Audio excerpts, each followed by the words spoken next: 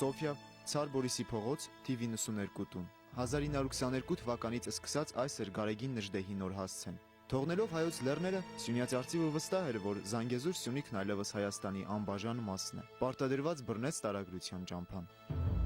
1923-30-ական թվականներին Նժդեհը զբաղվեց գիտական աշխատանքով եւ գրեց հրապարակախոսական բազմաթիվ հոդվածներ, խմբագրեց թերթեր, տպագրեց մի շարք աշխատություններ, զուգահեռաբար զբաղվելով նաեւ կուսակցական աշխատանքով։ Կարճ ժամանակ անց Նժդեհը ընտրվեց Հայ հեղափոխական դաշնակցության Բալկանյան կենտրոնական կոմիտեի անդամ։ Այստեղ եւս նրա անելիքները շատ էին։ 1926 թվականին Նժդեհն արդեն անչափ կարոտել էր իր հայրենիքն ու հերոսական ժողովրդին։ Ես ճանաչում եմ քեզ, չար բախտի հետ պայքարի մտած անընկճելի ժողովուրդ, խորապես հավատում քո մեծ ու երջանիկ ապագային եւ կարոտով ու երկյուղածորեն համբուրում աշխատանքի մեջ կոշտացած ու սրբացած քո ձեռքը, քո հայրենաշեն ձեռքը։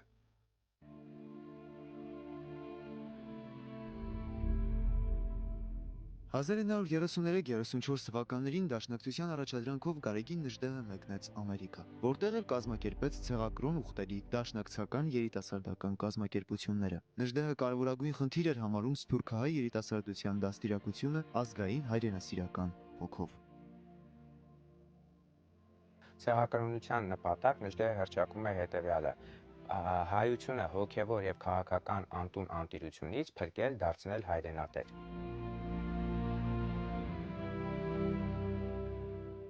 Մեզ է փնտրում երիտասարդությունը, որովհետև դաշնակցություն ասել է լռումը հայ կյանքի, որովհետև մեր շարքերում կյանքն ավելի կյանք է, որովհետև մենք ապրել եւ ապրեցնել գիտենք բարձր կուսակցության բովանդակ խորհրդատվությունն ու բերկրանքը։ Երիտասարդությանը հատուկ է սերը պայքարի եւ գիտի նա, որ ազգերն ապրում են, քանի դեռ նրանց մեջ ապրում է երկու բան՝ պայքարի իմաստուն բնազդը եւ զոհաբերելու ներքին հոժարությունը, առաքելություններ, որոնց գերակշռորեն տեր է դաշնակցությունը, դաշնակցական եմ, եւ ահա հայրենի երկրիս ու հայությունը իմ շնչիս մոտենից։ 1934 թվական հունիս Նժդեհի նախաձեռնությամբ կայացավ Ամերիկայի ցեղակրոն ուխտերի առաջին միավորիչ համագումարը։ Ցեղակրոն ուխտերի բաժանմունքներ ստեղծվեցին նաև մի շարք այլ երկրներում ու քաղաքներում։ Նժդեհի կարծիքով Հայաստանից դուրս ենթակա է ձուլման։ Այդ չարիքի դեմ պայքարել հնարավոր է միայն ցեղային արժեքների, առաքինությունների եւ սրբությունների խոր ճանաչումով ու վերապրումով։ Մի բան, որը նա հիմնավորեց եւ անվանեց ցեղակրոնություն, որի նպատակն էր անհայրենիք հայությանը հոգեվոր ու քաղաքական անտուն անտերությունից փրկելով դարձնել հայրենատեր։ Նժդեհը հավատում էր, որ այդ օրինակ շարժումը միայն կարող էր միացնել հայության բոլոր հատվածները։ Նժդեհը չիմանալով անգլերեն, նա Ամերիկայի Միացյալ Նահանգներում իր տասնյակ հանդիպումների, հանրահավաքների ընթացքում ունեցած ելույթները, որոնք հայերեն լեզվով էր կատարում, իսկ նրա լսող լսարանն էլ երիտասարդության հատվածով մեծ մասամբ անգլիախոս էր, սակայն իր ոգեփոխիչ, հեղափոխիչ իրոք իսկապես խոսքով, իր վարքով Նժդեհը կարողացավ ընկալելի լսելի դարձնել լսարանին։ Հավատացեք, Հայաստանից դուրս էլ հայը հայ կմնա, եթե մնաց կապված իր ցեղի ճակատագրին, իսկ դրա համար օր, ժամ, վայրկյան առաջ հայոց բարարաներից սրբենք հայրենասեր եւ հայրենասիրություն սնամեջ բառերը, հայրենիքին, որ ասել է եւ ցեղին, վայել է խոր պաշտամունք, նրան հայրենապաշտներ են պետք, որովհետեւ դառնում են ցեղը, միայն ցեղը դավանողները։ Հայաստանի առաջին հանրապետության դատական նախարար Ռուբեն Դարբինյանի հուշերում գրված է. զինվորական բացառիկ կարողություններով օժտված մեր նշանավոր հեղափոխական առաջնորդներ են Նժդեհն էր միայն, որ հռետորական տաղանդ ուներ։ Տաղանդը, որով ընդունակ էր խանդավառել նույնիսկ հիպնոսացնել բազմությունները։ Նժդեհը ցեղապաշտ էր, բայց ոչ Մուսոլինիի կամ Հիտլերի հարձակողական ու ծավալողական իմաստով։ Նժդեհի ցեղապաշտությունը ուրիշ բան չէր, բայց եթե պարզապես հայ ազգի, հայ հայրենիքի մոլեգին պաշտամունքը, որ պաշտպանողական բնույթ ուներ։ Ուրիշ կերպ չէր կրնար ըլլալ պաշտամունքը հայու նման փոքր ցեղի հանդեպ։ Ու եթե երբեմն Նժդեհը խոսքով ֆաշական ծայրահեղությունների մեջ կմտներ, այդ ալ պետք է վերագրել իր կատաղի հակաբոլշևիկության, որուն դեմ կկարծեր, թե պայքարի լավագույն կերպը ֆաշականությունն է։ Վիճխարի նշանակություն ունեցավ նրա գործունեությունը, եւ որ վերականգնեց 4-500 տարի գոյություն չուներ դա, վերացել էր, ոնց որ ասում են որ մենք ճարտարապետություն չունենք, երաժշտություն չունենք, այնպես էլ ասում են մենք գաղափարախոսություն չունենք։ Նա վերականգնեց հայոց ազգային գաղափարախոսությունը, սա ահռելի մեծ բան է։ Դե միայն դա արած լիներ, երիքեր որպեսզի մենք դնենք նրանց կոմիտասի կողքին։ Կընդունիմ, թե մեր նախորդները եթե ստրուկ չդառնային իրենց եղբայրամերժ եսականության, ապա մենք տարերով օտարի ստրուկը պիտի չլայինք։ Կընդունիմ, որ հայության ծերացած մեղքերը ավելի նպաստած են Հայաստանի կործանումին, քան պարբերաբար մեր երկիրը ներխուժող օտարներու սուրը։ Սեղմ ասած, հայությունը այսօր ալ իր անհամերաշխ անցյալի մեղքերն է, որ կքավե։ Հետագայում ցեղակրոն շարժմանը կարծես հաջորդելու եկավ տարօրինականությունը, որը սկզբունքայինորեն կարելի է դիտարկել որպես ցեղակրոնության տրամաբանական շարունակություն, ընդ որում նշեմ, որ նույն տարօրինականությունը արժանացել է գրեթե նույն ցեղակրոնության բախտին, այսինքն քննադատության եւ չհասկացվածության իմաստով։ Գարեգին Նժդեհը նվիրյալ դաշնակցական գործիչ էր, հեղափոխական գաղափարախոսության կրողն ու մարտիկը։ Սակայն 1937 թվականին կուսակցական որոշ գործիչների հետ ունեցած տարաձայնությունների պատճառով հայտարարեց կուսակցության շարքերից իր դուրս գալու մասին։ 1938 թվականին Նժդեհն այլևս դաշնակցության անդամ չէր։ Սակայն այս հանգամանքն ամենևին էլ պատճառ չէր, որ Նժդեհը հեռանար դաշնակցական իդեալներից։ Ավելին, նա մինչև իր կյանքի վերջը հավատարիմ մնաց հայ հեղափոխական դաշնակցության գաղափարներին։ Դաշնակցության նվիրյալ գործիչ Գարեգին Նժդեհի մտերիմ բարեկամ Աշոտ Արծրունին կուսակցական որոշ գործիչների եւ Նժդեհի միջև արտասահմանում ծագած որոշակի տարաձայնությունները հետեւյալ կերպ է բացատրում։ Հայրենի հողի վրա Նժդեհը հասած էր ողիմպոսի գագաթնակետին եւ միակն էր իր միջավայրին մեջ։ Հոնքը գործեր ինքնուրույն եւ ազատորեն։ Արտասահմանի մեջ Նժդեհը միակը չէր, այլ շատերեն մեկը։ Այլևս չէր կրնար գործել ինքնագլուխ եւ իր ծրագիրները նախ պիտի արժանանային կուսակցության հավանության եւ ապա գործադրվեին կազմակերպության խողովակով։ Սահմանափակ էր իր գործելու ազատությունը, ինչպես նաեւ արտահայտվելու։ Իր ըմբոս նկարագիրը եւ ընդվզող ոգին պիտի հանդուրժեին այս կացությունը։ Ահա թե ուր էր Նժդեհի ողբերգությունը։ Ահա թե ինչու անմիշտ վեճի մեջ էր իր շրջապատի հետ։ Երկրորդ աշխարհամարտի բռնկումից հետո Գարեգին Նժդեհը դաշնակցության գերագույն մարմնին հղած նամակով պատրաստակամություն հայտնեց իր ուժերը դնել բյուրոյի տրամադրության տակ։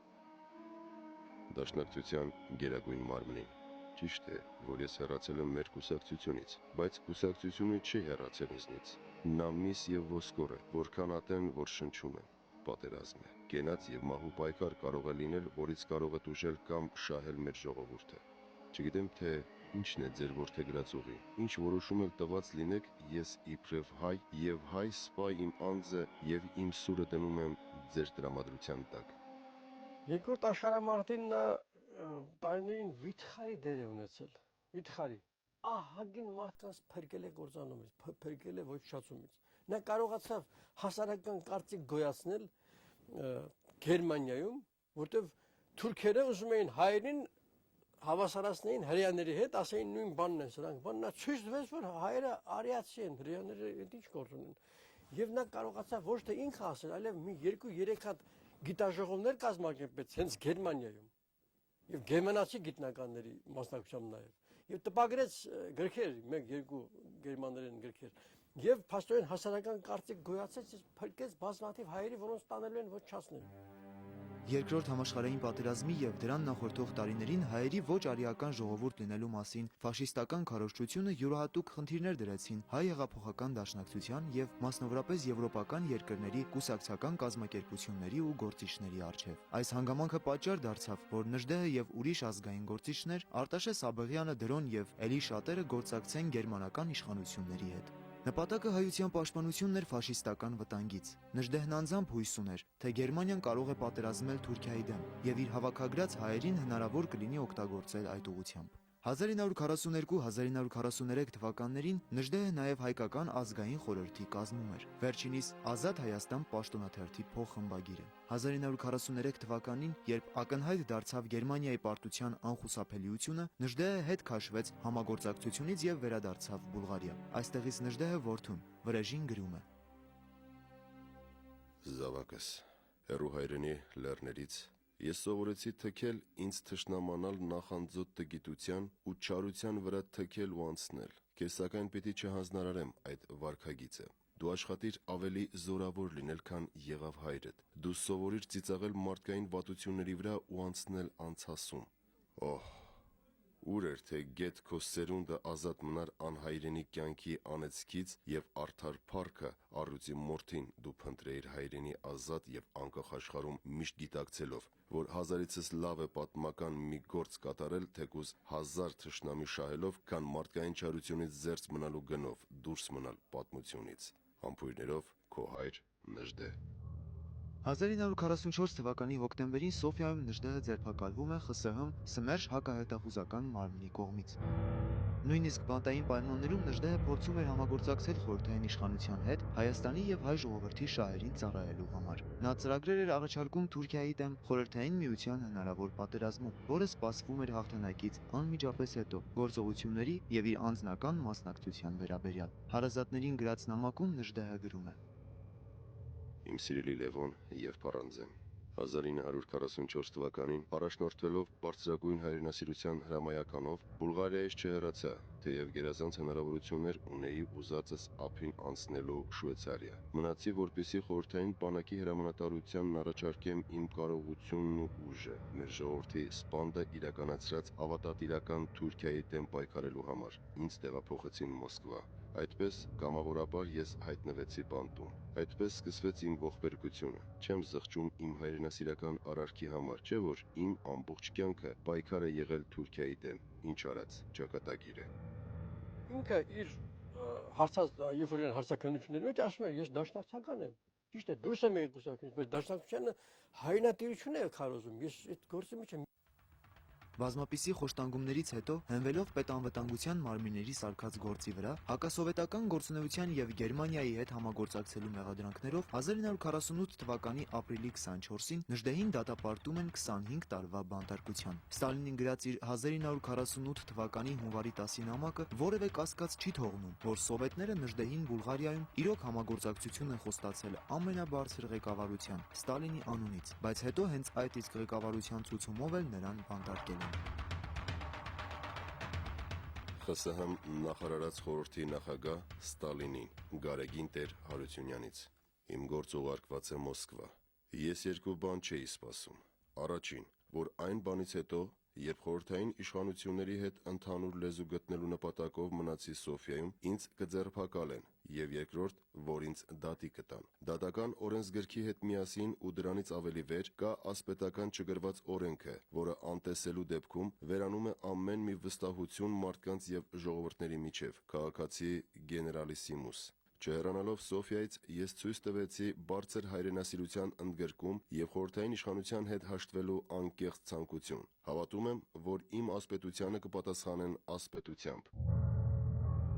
1947 թվականի դեկտեմբերին, ապա 1948 թվականի մարտի 10-ին Նժդեհի վերաբերյալ կազմված մեղադրական եզրակացության մեջ նշվում է. Գարեգին Եղիշի Տեր Հարությունյանը մեղադրվում է այն բանում, որ 1920-21 թվականներին լինելով Զանգեզուրի դաշնակցական զինվորական ուժերի գլխավոր հրամանատարը եւ հեղափոխական կառավարության վարչապետը զինված գործում պայքար է մղել Կարմիր բանակի դեմ, հետապնդում ու գնդակահարում էր Կարմիր բանակայիններին, կոմունիստներին, եղել է 1921 թվականի դաշնակցական արկածախնդրության ոգեշնչողներից մեկը։ Լինելով խորհրդային իշխանության անհաշ թշնամին, արտասահմանում գործուն քարոզչություն է վարել խորհրդային իշխանության դեմ։ Երկրորդ աշխարհամարտի ընթացքում կապեր է հաստատել գերմանական հետախուզության մարմինների հետ, խորհրդային բանակի զորամասերի դեմ զինված պայքար մղելու համար։ Գերմանական հետախուզության մարմինների առաջադրանքները կատարելու համար զբաղվել է մարդկանց հավաքագրումով եւ ուսուցմամբ։ Մտել է 1942 թվականին Բեռլինում ստեղծված Հայոց ազգային խորհրդի կազմի մեջ։ Հայաստանի Հանրապետության ազգային անվտանգության նախարարության արխիվ, գործ համար 11-278, հատոր 4։ Եկավ սովետական բանակը եւ տեղի ունեցավ այն, ինչ որ սպասում էի։ Օգտվելով ստեղծված թոհուբոհից, իրենց ցեղի կաթով չմեծացած մի քանի վատասիրված հայեր արդեն գործի էին անցել։ Նրանք առավելապես կոշկակարներ, իբրև ոստիկանական լրտեսներ, հետները զինված բուլղար միլիցիոներներ առած ընկել էին տնետուն, ինձ էին փնտրում։ Հավիտենական զզվելի ստրուկներ, որոնք տկար իրենց չարությունը բավարարելու, իրենց հայազգի թշնամիները ոչնչացնել տալու սև նպատակով միշտ էլ օգտվել են օտար ուժերից։ Այսօր կյանքին ես կապված եմ այն չափով միայն, ինչ չափով, որ ինձ դեռ պարտական եմ զգում ծառայել Հայաստանին։ Ուր ես։ Ուր ես դու Հայաստանի տիրասիրտ ու պաշտելի ժողովուրդ, որի ոգին միշտ էլ վսեմանալ գիտի վտանգների ժամանակ։ Գաղութ, դու մի անգամ եւս ինձ ապրեցրիր ամոթանքի ողբերգությունը, ամոթ քեզ։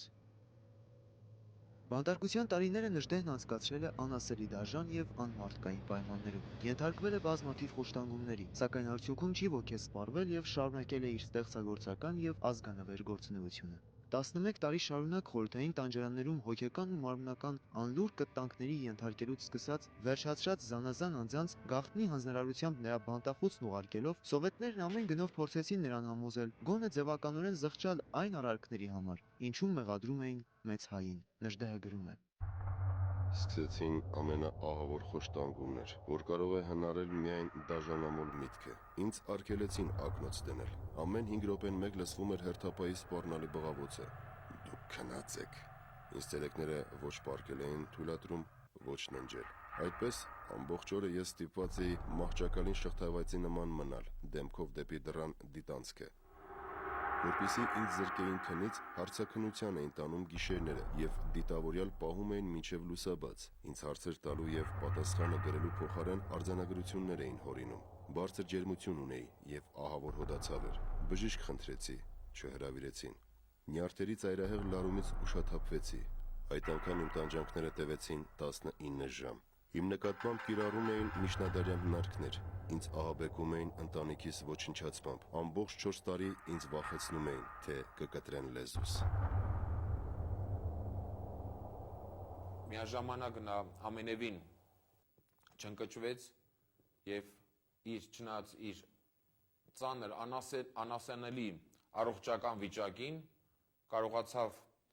գաղափարական մարտիկին իսկապես ցեղակրոն առաջնորդին վայել արժանի ձևով դիմակայել։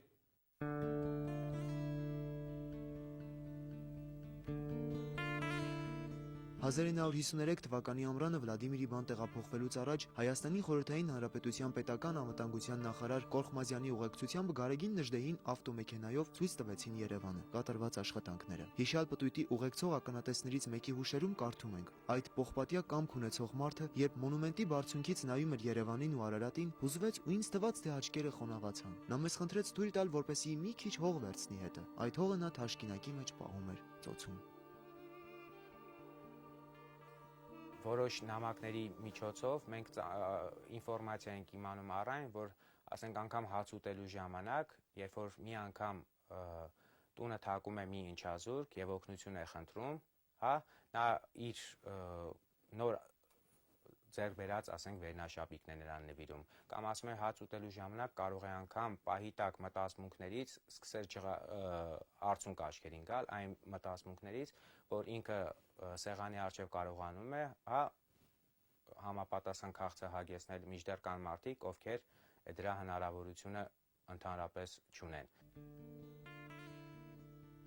Սիրելի եղբայր Լևոն, պիտի օրհնեմ ճակատագրիս, որ ինձ կանխորոշված է լինել մարտիրոս, որպեսզի իմ մեջ հաղթահարեմ վաղաժամ մահանալու միտքը, ինձ անհրաժեշտ է հասնել հոգու հանդարտ վիճակի, Ատրակոսիայի։ Իսկ Ատրակոսիան ինձ տալիս է հայրենի Արարատը, չէ՞ որ նա հավերժ է, նրա համար մահ չկա։ Արարատը, որի տեսիլքն ինձ չի լքում երբեք, որի վեհապար պատկերը ներհայացորեն տեսնում եմ ամեն առավոտ ու իրիկուն, Աստված իմ, որքան կուզեի հանգչել, մեռնել Հայաստանում, նայելով Արարատին։ Սիրելի եղբայր Լևոն, դու մի ճնշվիր ու մի թախծիր։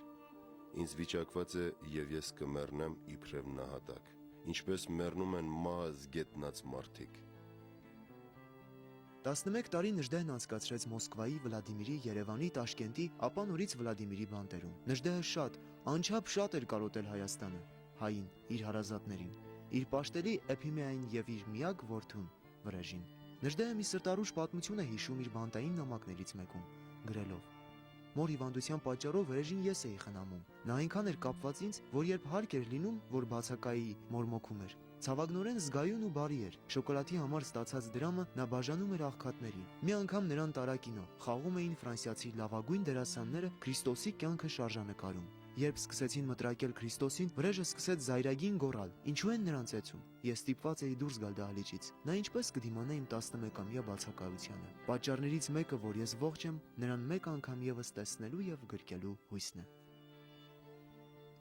Ամբողջ 10 տարի զրկված էի հարազատներիս ու ընտանիքիս հետ նամակագրություն ունենալու իրավունքից։ Կարող ես երևակայել իմ բերկրանքը։ Ֆիզիկապես ծայր աստիճանի հյուծված եմ, առողջությունս քայքայվել է, հիվանդ եմ սրտի անբավարարվածությամբ։ Ինչ շատ կուրախացնեք, եթե ուղարկեք ձեր ընտանիքի բոլոր անդամների լուսանկարները։ Չգիտեմ մայրիկը ողջ է, եթե նա իմ տանջվածը մահացած է, իմ կողմից համբուրիր նրա գերեզմանը, իսկ վրեժը իմ երեխան 6 տարեկան էր, երբ զրկվեց ինձնից, որփացավ, նա կարծում է, թե ինձ սպանել են։ Նամակները գրեք ռուսերեն, պատասխանեք անմիջապես։ Համբուրում եմ ձեզ եւ մեր բոլոր ազգականներին։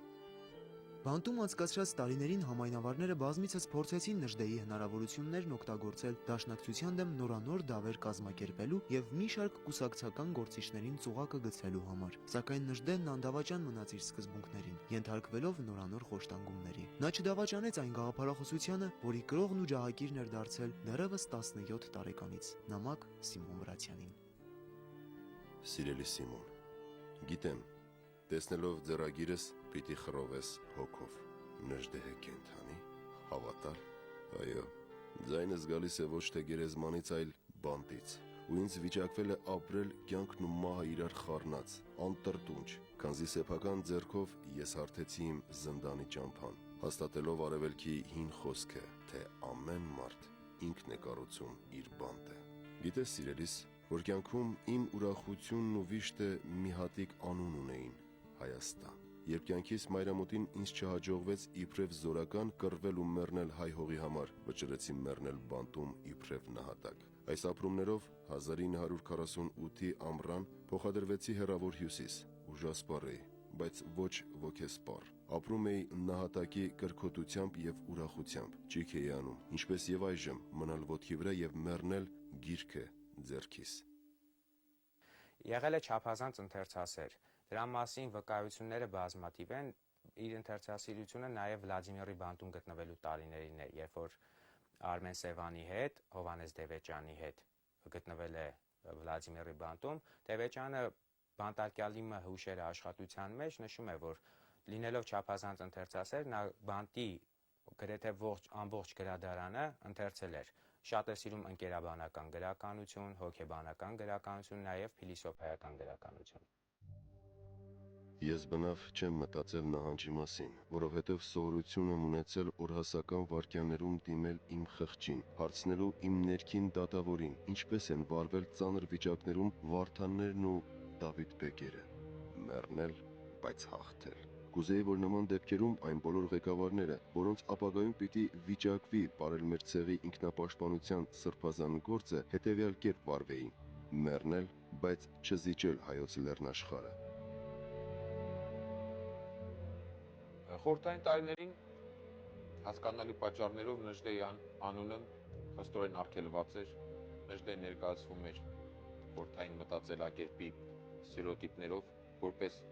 հակասովետական, հակահեղափոխական գեներալ, բավական է հիշել Զանգեզուր կինոնկարը, այնտեղ Նժդեի կերպարը ինչպիսի բացասական գծերով էր ներկայացվում։ Հոգեկան ու մարմնական բազմապիսի չարչարանքներից ու կտանքներից քայքայված Նժդեի առողջությունը ի վերջո անհուսալի վատանում է, եւ իբրև մարտիրոս ու նահատակ 1955 թվականի դեկտեմբերի 21-ին Վլադիմիրի բանտում կնքում է մահկանացում, այդպես էլ չտեսնելով իր սիրելի Էփիմեային ու Վրեժին, ովքեր իրենց կարճատև կյանքի ընթացքում կիսեցին իրենց մարտիրոս հոր ու ամուսնու բոլոր տանջանք չարչարանքները։ Հերոս հայորդին Նժդեհը կյանքից հեռացավ, թողնելով հետևյալ երկտողը. Կընդունեմ ազգային զոհաբերության օրենքը, որի համաձայն զոհասեղանի վրա կրակը բնավ պիտի չմարի։ Վերջապես կդավանեմ միացյալ եւ անկախ Հայաստանը։ Յոտնիցս կսիրեմ հայ ժողովրդին, որն ինձ համար կմնա իր ուժերի մեծության դեռ անծանոթ Հերակլեսը, հավատամ մեր ապագային։ Կզգամ ու մտովին կողջունեմ Հայաստան երկիրը, որ կար, որ երջանիկ էր ու մեծ, եւ որ այդպեսին պիտի լինի վաղը։ Երանի բոլոր նրանց, ովքեր երջանկություն ունեն ամեն օր տեսնել մեր Արարատը, որի տեսիլքը երբեք չի լքում ինձ, որի վեհապանց պատկերը ներհայեցորեն տեսնում եմ ամեն առավոտ ու երեկո։ Աստվածին, որքան կուզենայի հոգեվարել, մեռնել Հայաստանում, նայելով Արարատին։